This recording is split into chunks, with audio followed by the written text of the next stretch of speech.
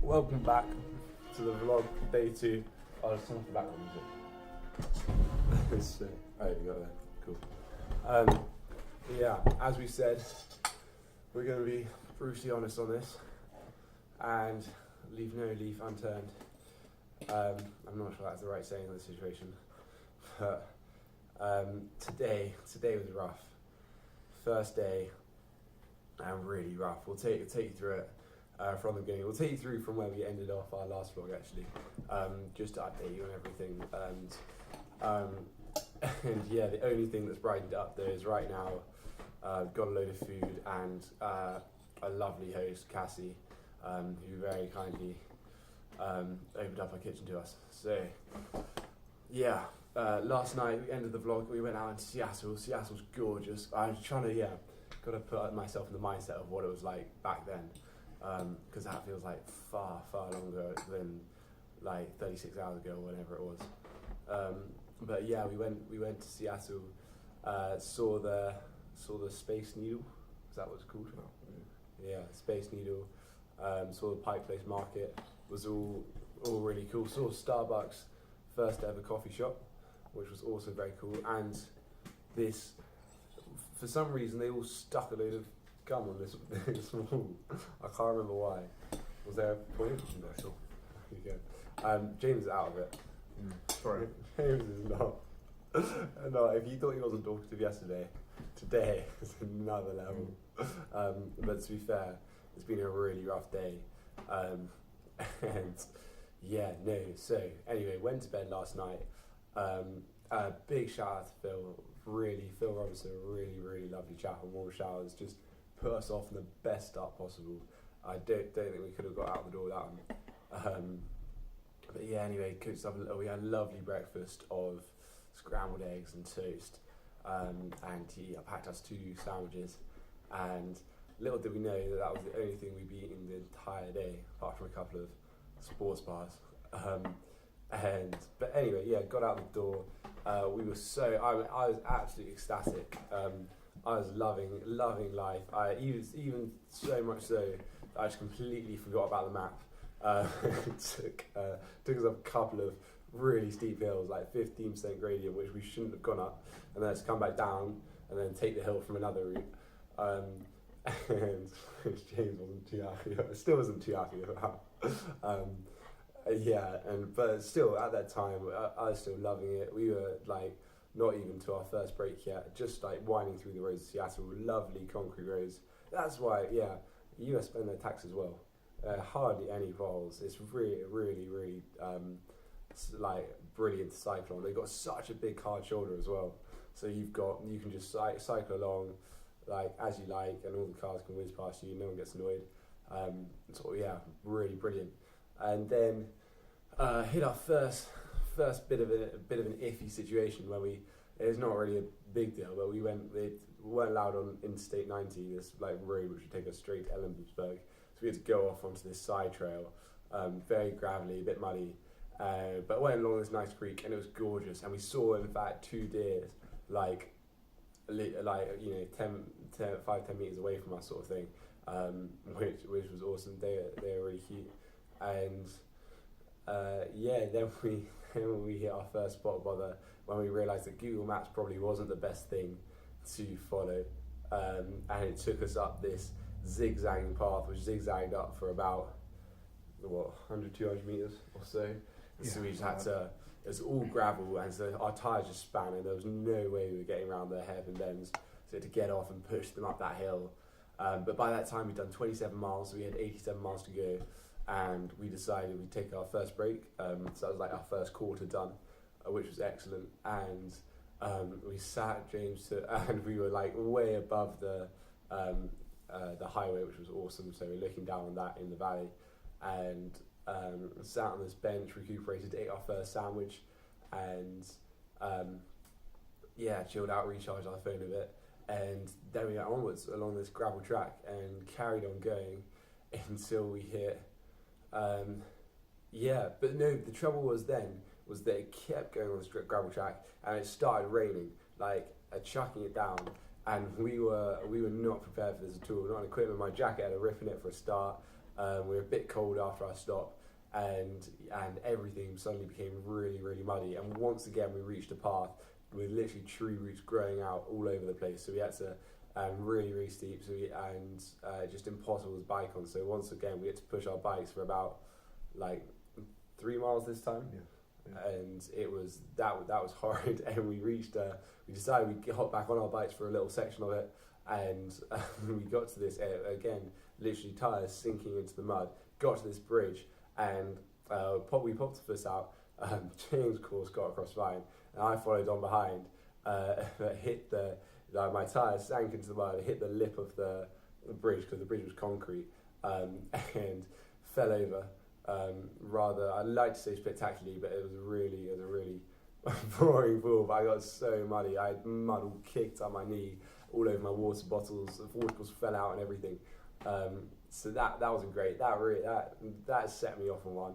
I was no longer the eager little boy who ran out the door that morning. But yeah, a bit dampened the spirits a bit. And then we got onto a section of road for a little while. It's hopped onto I-90 for a few miles, and then hopped back off. It looks like the bike route actually cut out a section of I-90, so we thought we'd gamble. Everything on it said roads, and it didn't look like there would be many trails. But then we took a turn, and lo and behold, it was another trail, and it looked like it just went on for about a mile. So we took our bikes. Again, really super steep incline with gravel that was impossible to cycle in. So again, we were pushing our bikes, absolutely messing up our backs. And in cycling shoes, it's absolutely horrible. Like our calves were burning, and our hamstrings were too. And we reached the top where this road was supposed to be, which would take us all the way to our next stop, and it was more gravel. So back on our bikes, we got just it was a really just steady incline for about, I'm not sure what that section was. It was about 22 miles, was it? Yeah, about 20 miles. So the next 20 miles before, which was basically up until our lunch stop, was just spent spinning along in this gravel up this really steep hill. And we thought to ourselves, we knew, of course, at the start of the day we were cycling 140 miles and we had 4,500 feet of incline, but we also knew we had 3,300 feet of decline. So we thought it balanced out a bit, and this seemed like a lot more of the 1,000 or so feet that we were meant to incline overall. And we got to this just about to reach this tunnel, and we thought on the map, we stopped for a bit, and we thought we'd hit a village because it said Rockdale on the map, and so we got to this place which was called Rockdale, and it turned out there was absolutely nothing there, and it was actually just a creek. So we stopped by this creek for lunch. I had no energy left in my legs at all, and I speak for both of us when I say that. And we stopped, sat on a rock, ate our second sandwich and that's literally all we had left, and a biscuit, and really despairing. And we didn't know when we'd hit the next town. It looked like we had a 22-mile tunnel coming up. Turned out not to be the case, but more about that in a second. And just absolutely out of it. Really felt down on our luck, having pushed our bikes for about 5 miles at that point, and so just wasted an hour, spent a whole extra hour on the road when we shouldn't have been, having set out at about 7:30 that morning, or just gone at 7:30, and then we decided we look at our phones and check out the next portion of the route while we sat there, and it turned out that we rerouted it and turned on our data and had a look, and in the hope that we would have done some of the incline. And it turned out at this very point, at this halfway point, having 57 miles done, 57 to go, we had already done 4,000 feet of the incline, 4,100 even, and so we only had 400 feet of incline left, and we had 1,200 feet of decline. So we would just literally be, if you're following my Instagram, you've just seen I was absolutely buzzing. So got another spurt of energy back on my legs, and with the thought that it was all be downhill from here and absolutely gorgeous. Yeah, then we hit the tunnel. Do you want to see the tunnel? I want to eat my cereal before it gets too soggy. Die. Yeah, no, the tunnel, which we thought was 22 miles, turned out sounded slightly misread. It was 2.2 miles. But even so, with the lights we had on the front of our bike not being great, it was a weird experience. We were being warned about bears in the forest, and we realised if there was a bear or something in there, we wouldn't have been able to see it. So 2.2 miles took us a considerable amount of time, going fairly slowly. Potholes as well, which we couldn't see. And then after that, we came out, carried on, and then the exciting event of the day happened. We were cycling along the track, and someone shouted "stop!" And so we stopped, and ahead of the track. You shouted "stop!" Yeah, 70 meters away. Do you reckon? Yeah. It was a huge black object, and I thought at first it was a bear, and then sort of reconsidered, and then it moved, and it turned out it was a bear. At which point we panicked. We called Phil, who we stayed with last night, who talked about bears. And about 10 minutes later, having left a bit of a gap, cycled past slowly, cautiously. But the bear had gone by the looks of it. Yeah, because they'd just gone off the side of the track, hadn't it? Yeah. So it's terrifying. Obviously gone off somewhere else. Not knowing where it was. Yeah. Yeah. What happens after that? This decline turned out to be not much of a hill at all. It was like 1% gradient, which was fine, at least it wasn't uphill. But very boring, very gravelly, and not very exciting at all. And we decided we'd stop at Ellensburg, which was about 25 miles out of Ellensburg, which was our final destination, and about 10 miles from there. Oh, it was less than that. It was about 3 miles from there. Oh yeah, no, it Really was. close. Yeah, no, it was about 3 miles out. We were so close to our stop where we decided we'd stop in a cafe, rest, recover before our final 2 hours down to Ellensburg. I got a puncture, and I was cycling on this road and just feeling every single rock and going ridiculously slowly. Like, I knew not quite the rider that James is, but I was really, really feeling it, and James was racing off, and I was like, this would be really embarrassing if something wasn't wrong with my bike. Thankfully, in this funny sort of way, but not thankfully for my pride, it was, and my back tyre was punctured. Obviously, yeah, if we picked up our bikes in the morning, and it was, you could hardly lift my back tyre up because of the weight of my panniers, and it's all loaded on those back two wheels, and so it was probably pretty obvious that it would puncture eventually, and yeah, we're definitely avoiding those trails in future because there's a nasty gash to the side of the tyre, and so we stopped to fix that, whack another inner tube in, and set off again. But for some reason, this next inner tube was deflating as well, and I kept going slowly, and we managed to get 3 miles into Ellensburg, and we looked at the bike. We were like, what on earth could be wrong with this? We wanted the tyre. We stopped. We didn't know what to do. I was absolutely fuming. Really, really annoyed to have kind of failed at the first hurdle, first day. We were considering getting public transport, considering trying to get a lift or something. All the bike shops were closed because it was 5:30 at that point. We had our rest, which was actually we made our rest just fixing the bike and having a bite to eat then. So we literally by that point 5:30, still 25 miles to go because we come off the track and onto the road, which took us on a slight diversion, but on really nice concrete, which was a lot nicer to cycle on. So we took that inner tube out, put a new one in, and pumped it up.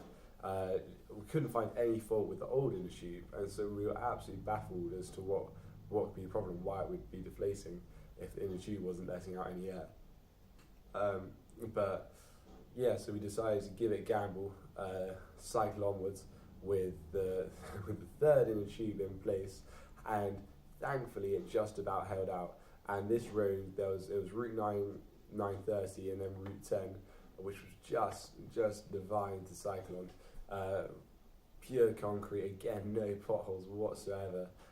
largely downhill. There were a few rolls. We could see the cycle track actually down below us by the river, but we didn't mind the hills one bit, being on the nice concrete instead of that horrible gravelly path, which caused us so many issues, and also brought us a really scary encounter with a bear. And so we carried on going. It was becoming really hard just to turn the pedals and get up those hills, even though they were really relatively small hills compared to the ones we'd already tackled. And eventually cycled into Ellensburg, and God, it was such a sight to behold. Black objects in the distance were cows, not bears. There were subways as well, which we didn't stop. We didn't have time to stop at because we had to get here. We only had this 2-hour window to arrive here, and because of Cassie's work, who we're staying with tonight, and because she's an astronomer, which is awesome.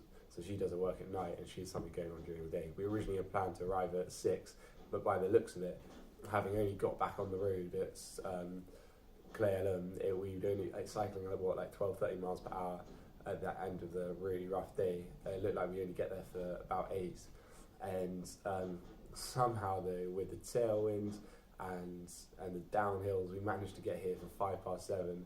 And it turned out to be a far easier ride than we'd even anticipated, and it was absolutely glorious. Rode into Ellensburg on a high, but shattered, knackered, on a bit of a high from finishing our first day, and a big day at that, 114 miles when we're easing into it. It was a full on right from the start. And then here we were, and Cassie opened the door before we even rang it to say hi. She was absolutely charming, fixed us a cup of tea, and listened to us vent about our day. Really lovely. Set up really nicely, and here we are eating pasta and rice and some sort of vegetable, something. And cereal. I'm starving. That wasn't enough. So I'm onto the cereal and eggs cooking in the background as well. And stretched out, had a lovely bath, cleaned the bikes, flooded the garage as a result. Sorry, Cassie. And I'm not sure. Maybe that's about it. Perfect. I'll get some sleep and try and be a bit more James doesn't want to talkative tomorrow. We still haven't watched the Game of Thrones episode, so if any of you dares spoil that, we'll just be angry. Probably not doing anything actually. Too much, But please don't. Gonna have to delay that until tomorrow. That was our motivation for getting through stay. That and A12. Never forget A12. And we'll have to watch it tomorrow. Tomorrow though, we're slightly apprehensive because to drive it is only 70 miles, which goes across I-90, but to cycle is apparently 130 miles, which takes us on a big loop around I-90. So we're really worried as to whether we can actually cycle on the Interstate 90 or not, because that's a freeway. And some parts of the freeway you're allowed to cycle on, but some you're not, as we found out today. We've cycled in sections, but there were parts we had to come back off onto the trail. So really worried about that. We'll keep you updated. Hopefully it should just be a long, boring day and we'll have nothing to report. Unlike today, when we were literally, when we saw, there was feeling so claustrophobic in that tunnel, thinking there were 22 miles and absolutely pitch black there, which scared the jeeves out of us, and had us wait for another 20 minutes just to make sure that it was all okay. And not to mention the punches. We're going to stick to main roads this time. No more of those rubbish trails. Google Maps is awful. No sponsorship for you. But big thanks to First Touch Football and Royal Velo for helping us out with this trip. Should we end it there? I think so. No awkward endings like last time. Just press stop record. Alright, see you guys tomorrow.